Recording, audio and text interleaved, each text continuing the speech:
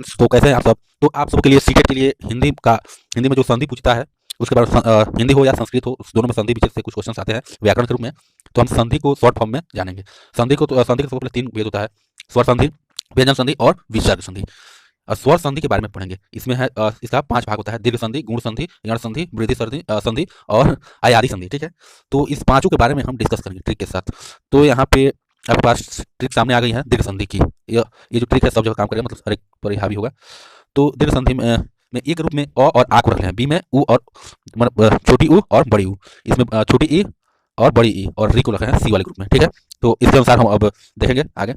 इसमें दिया हुआ है दीर्घ संधि में और मिलकर आ, जिसमें और मिलकर आ हो, जैसे लिखावट, मतलब सॉरी लिखावट नहीं, जैसे कि दक्षिण आरंभणे, दक्षिणारण्य, मतलब इसमें अ है और इसमें अ है, तो लास्ट में आ यहाँ पे मिल रहा है। ठीक है, तो एक दीर्घ संधि हो गई। लास्ट में नहीं होता है आ जाना, चाहे दीर्घ ई आ जाना, ठीक है, या दीर्घ उ आ जाना, तो उस तरह से ये दीर्घ संधि आगे होता है। ठीक है, जैसे उ रहेगा फिर उ आएगा तो उसका ई वाला मतलब दीर्घ, मतलब उसका आकार बदल जाए। ठीक है, और ई होके और उसके बाद ई होके तो उसका आकार बदल जाए ई वाला।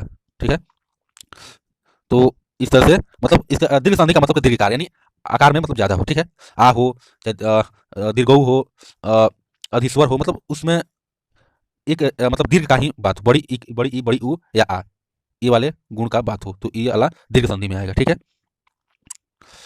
दीर्घ संधि हो गया। जैसे कि कार्य प्लस आलय, कार्यालय, भानु जोड़ उदय, भानुदय। ठीक है, अधि जोड़ ईश्वर, अधिस्वर, यहाँ पे दीर्घ ई का लोप आ जा रहा है, ई और ई मिलकर दीर्घ ई बन जा रहा है लोग। ठीक है, यहाँ पे दीर्घ बड़ी उ बन जा रहा है, यहाँ पे भानु उ प्लस उ, भानुदय, दीर्घ बन जा रहा है, बड़ी उ बन जा रहा है। ठीक है, यहाँ पे गुण संधि देखेंगे, गुण संधि ए और ए। ठीक है, अ प्लस ई ए। ठीक है, ई सिर्फ ए है। ठीक है, अ प्लस आ प्लस दीर्घ ई यानी बड़ी ई, तो ए हो जाएगा। ठीक है, उ प्लस छोटी उ यानी दीर्घ उ, सॉरी उ, तो ई ओ हो जाएगा। ठीक है, तो इस तरह से हम समझेंगे। जैसे कि इसमें देख रहे हैं परम जोड़ ईश्वर, परम जोड़ ईश्वर, परमेश्वर, यहाँ एक लेकर आ रहा है, यहाँ पे अ है, परम में अ है, और शुरुआती में इसका इसका लास्ट वाला, इसका पहले वाला, इसको हम देखते हैं ना कि लास्ट वाला, इसका लास्ट वाला, इसका पहले वाला दीर्घ ई, तो क्या हुआ, मे आ रहा है ना, मतलब मे का मतलब ए, तो ई और दीर्घ ई मिलकर क्या बन रहा है, ये वाला आकार का रूप ले रहा है, सिंगल वाला। तो ये गुण संधि, गुण संधि में यही होता है।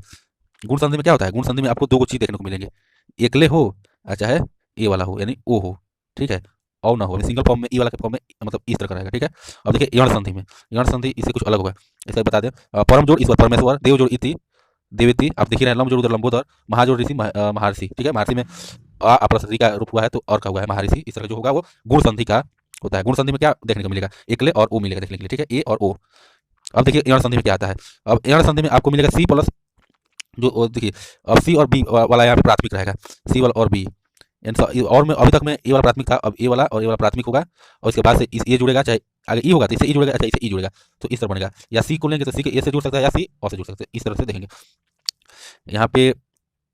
हाँ, यहाँ पे हम देख रहे हैं सी प्लस ए और बी दिया हुआ है। ठीक है, सी के साथ आगे ए आएगा तो या हो जाएगा, अब बी आएगा तो यू हो जाएगा। ठीक है, जैसे कि ई, ए में क्या था, ई था ना, बोले सी में क्या था, ई था, और सही था, दीर्घ ई था और री भी था, और आ रहा है। ठीक है, अति जो मतलब अत्याचार, या आया। ठीक है, यह हो चाहे या हो, मतलब इस तरह से अच्छा है, मतलब यही हो, मतलब वह हो, या यह हो या चाहे वह हो, मतलब बीच वाला जो शब्द होता है ना, उसमें देखिएगा यह हो चाहे वो, मतलब इस दोनों को मिलने का फॉर्मेट में जो यहाँ पे होता है, यह हो चाहे वह हो, तो उसको क्या कहेंगे, गुण संधि कहेंगे। गुण संधि हम लोग ऐसे ही पहचान लेंगे। ठीक है, अति जोड़ उक्ति, अतियुक्ति, यहाँ पर भी हम देख रहे हैं। अब देखिए वृद्धि संधि, वृद्धि संधि में क्या होगा, वृद्धि संधि में ए और ए। अब देखिए, अब ए होगा अच्छा है औ होगा,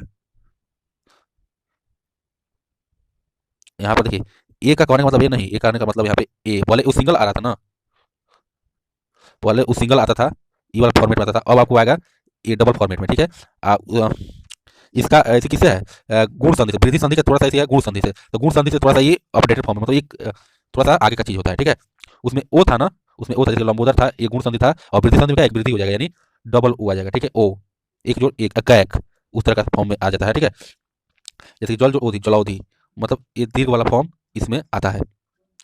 ठीक है, अयादि में क्या आएगा, अ आएगा लास्ट में, पवन अक गायन। ने प्लस अन था, अयन था, मतलब नयन, ने है मतलब एकले है, और फिर इसके बाद क्या आएगा, ओ आएगा, यानी नयन। इसमें भी क्या ओ आ रहा है, ओ आ रहा है, ओ प्लस ओ और या दोनों का लोप आ रहा है यहाँ पे लास्ट में देखने पर।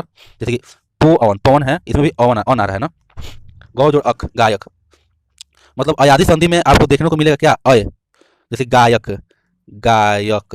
अक आ रहा है ना इसमें, पढ़ने पर हमको अक आ रहा है, मतलब अ है और य है, इस तरह का फॉर्म में ये आ रहा है। जैसे ने जोड़ अन नयनम, ठीक है। पो जोड़ अन पवन, ठीक है। गौ जोड़ अक गायक। इस तरह का इसका तो बहुत सारा हम भेज देंगे। इसका फोटो खींच के अयाधी संधि का हो चाहे वृद्धि संधि का, बहुत सारा एग्जाम्पल हो सकता है, लेकिन हम समझाने के लिए छोटा सा फॉर्म में इसको बनाए हैं, जो थोड़ा बहुत आप लोग को मतलब 5 की जो संधि होता है, स्वर संधि का भेद होता है, उसके बारे में आप लोग को जानकारी हो जाए। ठीक है।